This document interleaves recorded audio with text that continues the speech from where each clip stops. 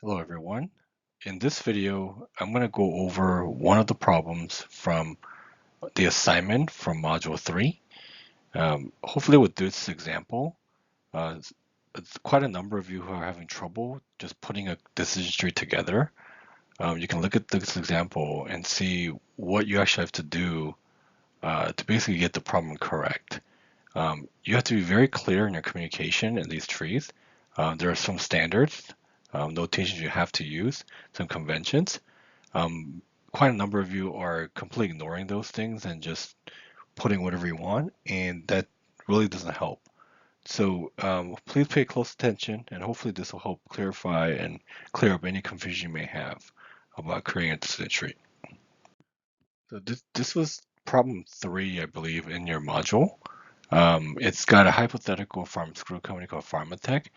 It's facing a lawsuit from a competitor called BioWell. Obviously, these are fictitious names, but this problem, I created this problem based on my personal experience quite a number of years ago. Obviously, the details have been like overly simplified to make the problem work a lot easier, but the general premise of this is based on what I experienced firsthand, not as someone directly involved, but basically as a third party. And obviously the names and the numbers and all of these things are made up here. So basically, in this situation, a pharmacist has to decide how they want to proceed. When you read through the statement, you have to be very, you have to be very careful, and also you have to kind of understand if you're going to use a decision tree to analyze a situation, you have to understand the order of events here. What is the actual first event? What are the dependent events after that first event, etc. You have to understand the sequence of events to correctly create a decision tree. Um, that's one of the key skills you have to develop here. How do you identify the key steps or the key sequence of events?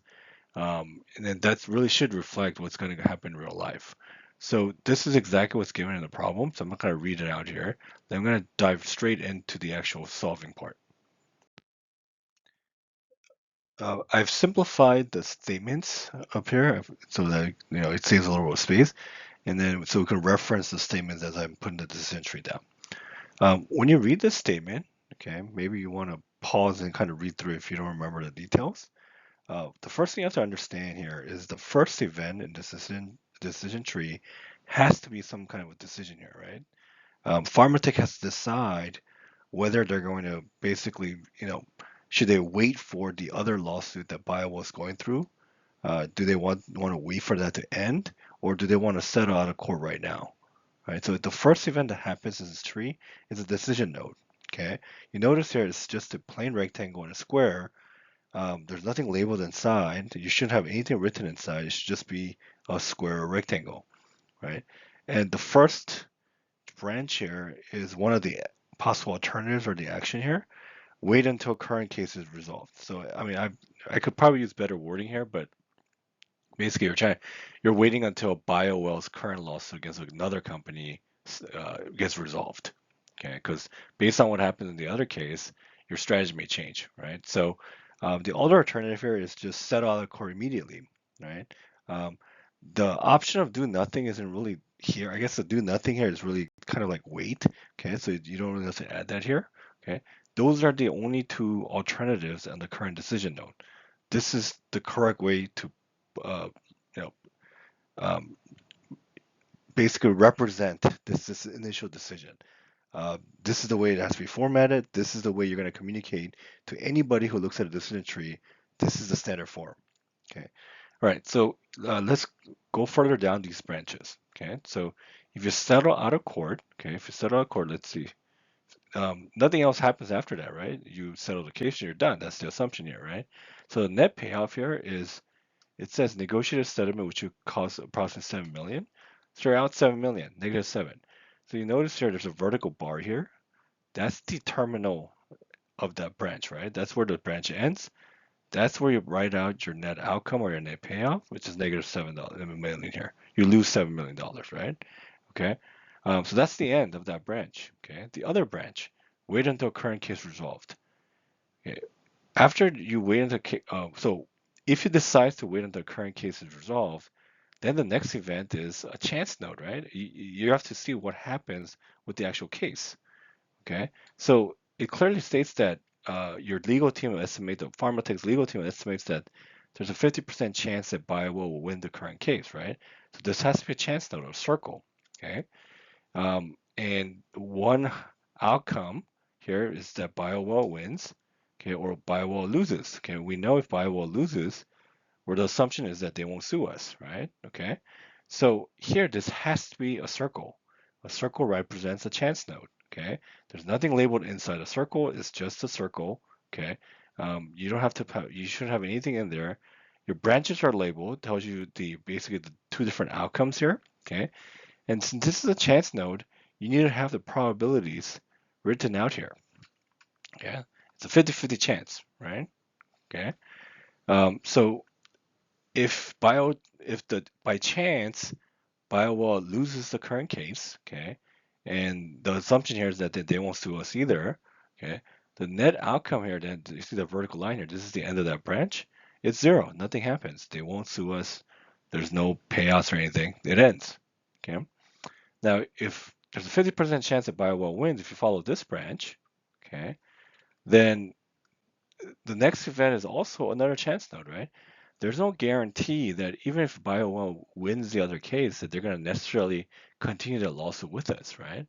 Okay, you can't, it's not 100%, right? So that's also a chance node, right? Again, nothing, just a regular circle, okay? One possible outcome from there is that BioWell does not sue or BioWell sues, okay? It says in the statement that there's an 80% chance that BioWell will sue Pharmatech for 20 million. So then we put the probabilities down, 80% chance that BioWell sues, and then 20% chance that BioWell does not sue. Okay. Now, if you follow this branch, okay, if BioWell decides not to sue, that's it, right? Okay, so that's just again a vertical line. Okay. This means that you wait for to see what happens in the other case. BioWell wins the other case, but somehow they just by chance, with 20% chance, they don't pursue a lawsuit against us, and the net payoff is zero. Okay. 80% probability that they do sue. They do sue Pharmatech. Okay. Now, if that happens, that's basically a bio making a legal claim against Pharmatech. Then Pharmatech has to then decide, right, what they're gonna do in response, right? So that's a chance note. That's not a chance note. That's a decision note, right? So that would be a decision note. Okay. And you have some alternatives here, right? What are the options? Okay.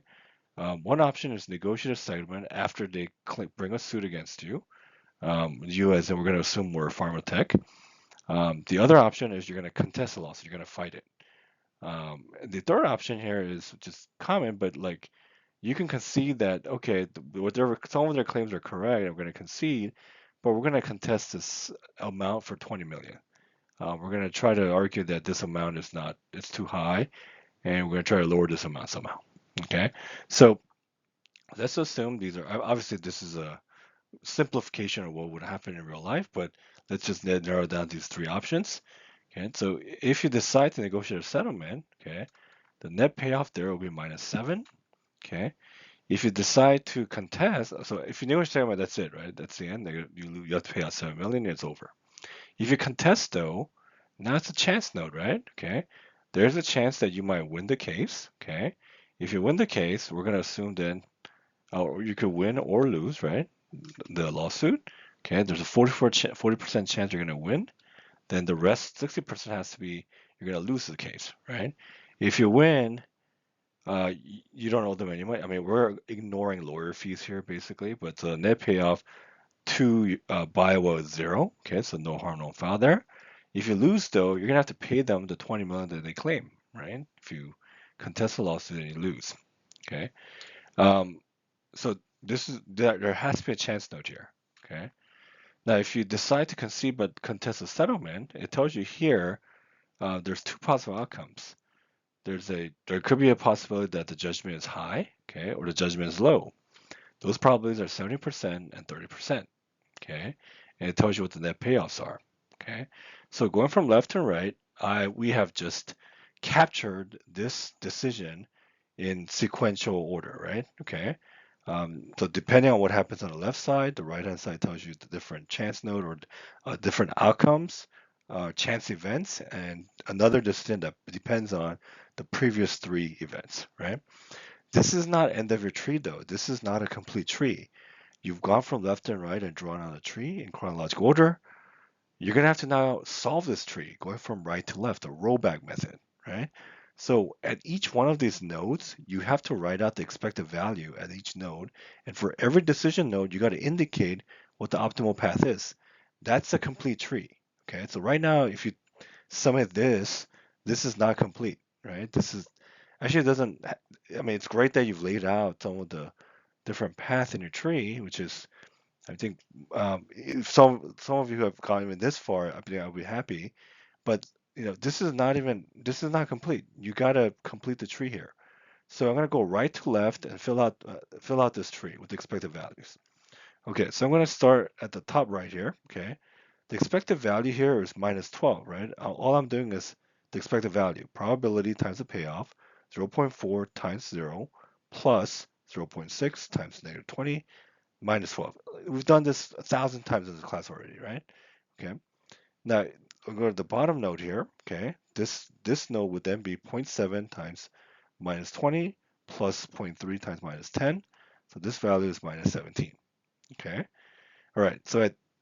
Now we're going from right to left here. At this decision node, the optimal path is the one that's going to give you the best outcome, right? Okay. There's no probability here. You decide, right? Okay.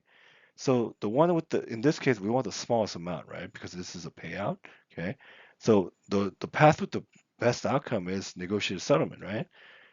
So you need to have a clear arrow here indicating that this is the optimal path. And then the expected value at this node then is the expected value of this optimal path here. Okay, so this is minus 7. Then we move on to this node. Okay, the expected value of this node will be zero point 0.2 times 0 plus zero point 0.8 times negative 7. So that value is minus 5.6. Okay.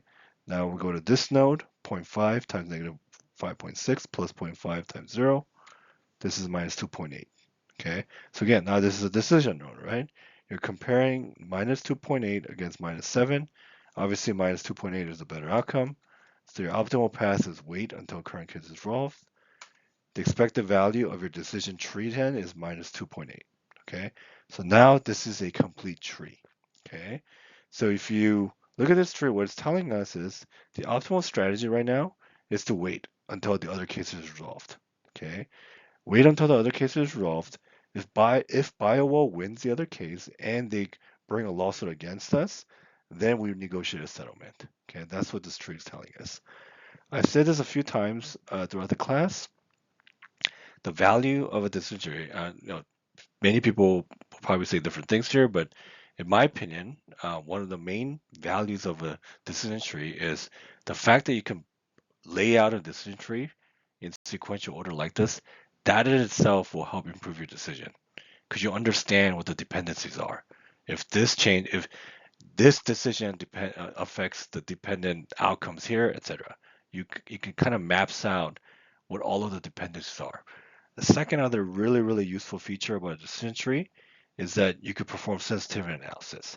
So for example, I want to know, for example, let's say the lawsuit that they bring, it's not negative 20 million or not 20 million, but let's say it's 50 million, right? You would just change the values here and then recalculate the expected values, right? How does that then change your optimal path? Okay. What if my assessment of the probabilities of winning and losing changes? You just change the probabilities and see what happens, right? So that's one of the main values of a decision tree. So you have to draw this out correctly for you to get to that level, right? So hopefully this helps for those who are having trouble putting this together.